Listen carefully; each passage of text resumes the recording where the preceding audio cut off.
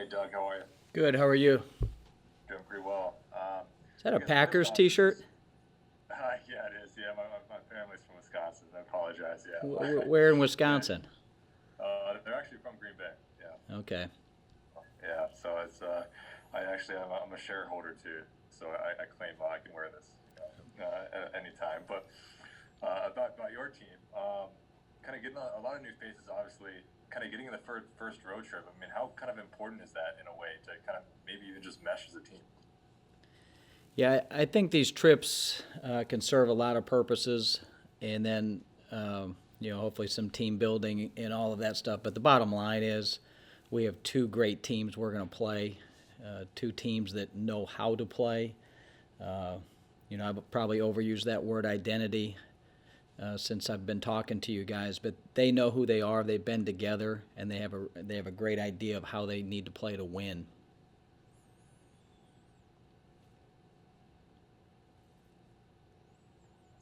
Just to follow up real quick. I'm curious on like you guys play what 11 a.m. on Thanksgiving. Like, what do you have plans for how to celebrate Thanksgiving as a team? I mean, how do you guys kind of operate that?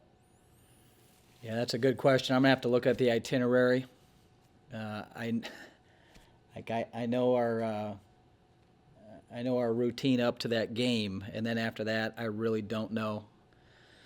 I'm I'm the wrong guy to ask those logistic questions. It's just the practice, the game, and then the film afterwards. And so my wife and my youngest child will be going on this trip, and I hope they have a great Thanksgiving. But right now, my main focus is those two games, and actually one game. Stefan, go ahead. Yeah, kind of looking at the path you guys have this weekend. What do you guys, I guess, seeing the film of the teams you're facing? I know Michigan has Naz Hillman, who's been Big Ten Player of the Year before. I mean, just how do you kind of match up with her, and then of course with Dayton as well? Yeah, we don't match up with her at all. I mean, really good sealer, and they have a guard and a style of play that, I mean, they'll punch it in if you're not working your feet, and even if you are, she's that good at getting catch and score. She's not having to dribble around a lot. She's not catching it off the block. She seals it really well. So somehow we're going to have to, over the next day, figure out a way to disrupt both of these teams. And they are rhythm teams, more so Dayton, from what I've seen, than Michigan. They have a lot of set plays, playing off the elbows, posting multiple forwards, and those guards are really trying to get into the paint. So somehow we've got to be able to protect the paint better than what we've done, and they're going to come with so much more force than some of the teams that we've seen up to this point. So maybe there's a couple things scheme wise that we can do to disrupt or give the illusion that you can't get in there. But there's only so much scheme wise you can do. Then the rest of it comes down to toughness and putting your body in front of their body and forcing them to take a shot that they may not want to take.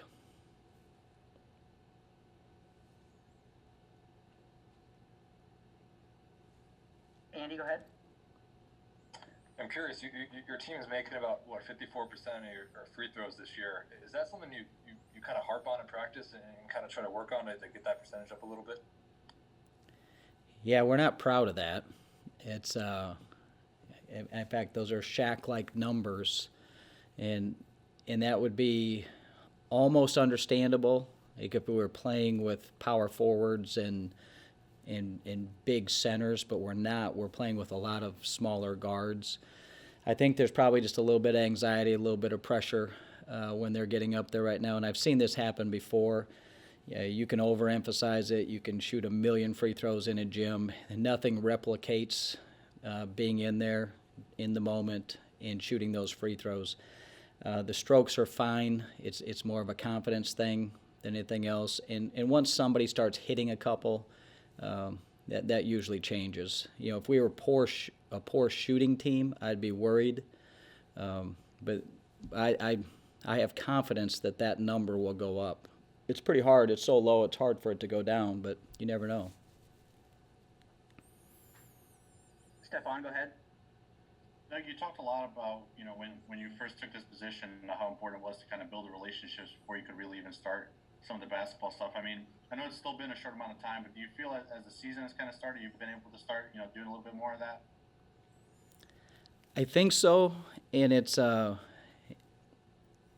relationships are a tough thing. Um, it's time. It's time spent with each other and getting to know each other's nuances. And at first I might see a player's face and I think she's depressed. Well, that's just the look that she has. She's fine. She may hear the tone of my voice and think that I'm mad at her. And then we get to know each other and we give each other grace and we get to understand where we're coming from. And I think that's a deeper part of relationship. And I just don't think you can gain a true relationship without time. So obviously the longer that we've been together, the more we understand and the more they roll their eyes at my corny jokes, like I think we're forming a relationship. Andy, go ahead. What makes Maya Taylor such a good passer? Obviously, a lot of assists from her, but what kind of stands out to you about that side of her game? Yeah, there's a lot of things that go into it. One, she has an innate ability to see the floor and maybe see things a little bit further in advance than most can. But she can't get any assists unless those players are spaced for her properly.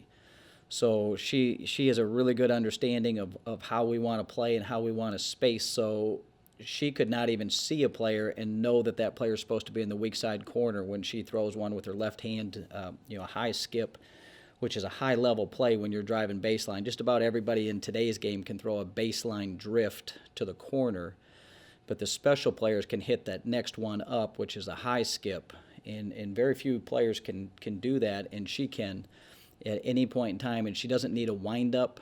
And again, she doesn't look like a super strong basketball player, but her strength is ridiculous, and she needs no wind-up to make the passes. So, one, you have to have the ability to make the pass.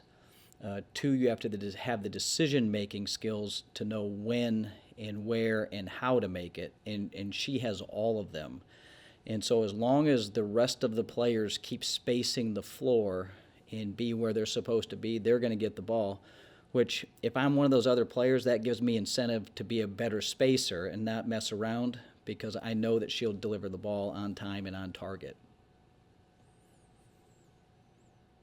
Stefan, go ahead. Doug, I know you mentioned when you had brought in Bob Thornton on the staff. It's been a couple weeks since then. What's he kind of been like on the staff? What has he brought to the team? He's been fantastic. And again, we've been friends a long time, and he's spent a long time in the NBA. And I really thought we needed someone who could not necessarily bring problems, but bring solutions. And being in the NBA for so long and being around all kinds of different personalities, and they don't have 2, 3, 4 years to develop a relationship and get things fixed.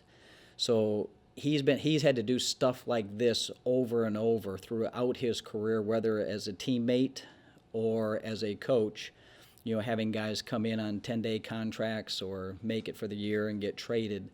So I thought he would be a great solution guy, both on the offense, defense, and then with people. He is really good with our team, and they have a lot of respect for him because they know what his history is, and they know who he's been around. And so when he speaks, he commands the room in a really good way. Colin, go ahead. Hey, Coach. How do you think Danae Carter's sort of quick development coming in as a freshman has helped with the physicality and defending down low? She's been tremendous. And again, sometimes when the lights come on, certain players, their shoes get heavier. And with her, it's just the opposite. She sees a little bit better. Her focus is a little bit better. Not that she's bad at practice at all. And she's finding her way as a freshman.